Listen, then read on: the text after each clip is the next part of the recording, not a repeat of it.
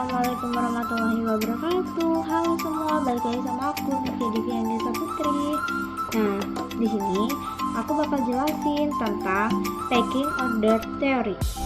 Berlawan dengan trade of theory, pecking order theory menganggap bahwa tidak ada tingkat cash holding yang optimal, tetapi cash memiliki peran sebagai penyangga antara laba ditahan dengan kebutuhan investasi.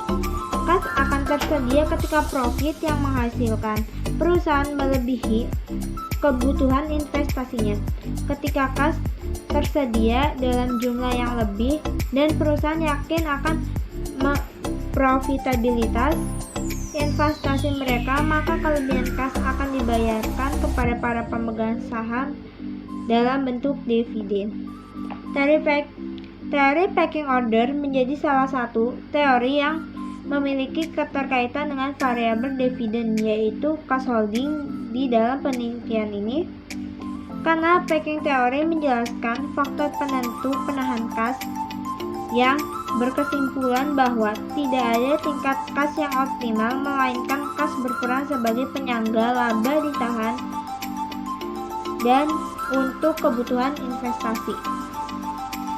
Berdasarkan teori ini, ketika perusahaan membutuhkan dana untuk keperluan biaya investasi, seharusnya perusahaan membiayai kesempatan investasi dengan dana internal terlebih dahulu.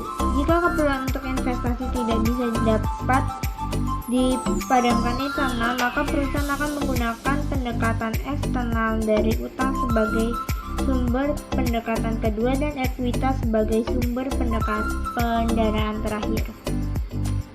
Dan teori pecking order juga memiliki keterkaitan kepada variabel dividen, yaitu cash flow. Perusahaan yang memiliki tingkat cash flow yang tinggi memiliki kas dalam jumlah yang besar. Hal ini karena perusahaan lebih menyukai pendanaan internal dibandingkan dengan pendanaan eksternal. Perusahaan yang mengalami peningkatan cash flow cenderung untuk menahan pendekatan mereka mengumpulkan kas yang nantinya dapat mereka gunakan untuk mendanai investasi yang dimanfaatkan ketika terjadi financial distress.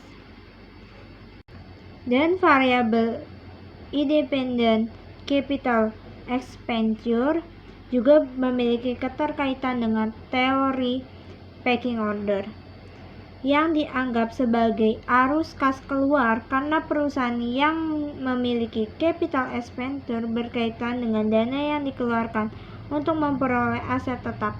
Jika sebuah perusahaan berinvestasi dalam aset tetap, hal ini mengurangi posisi kasnya.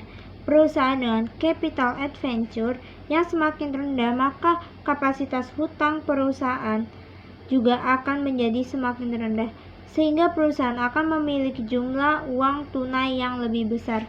Sekian dari saya, kurang lebihnya mohon maaf. Wassalamualaikum warahmatullahi wabarakatuh.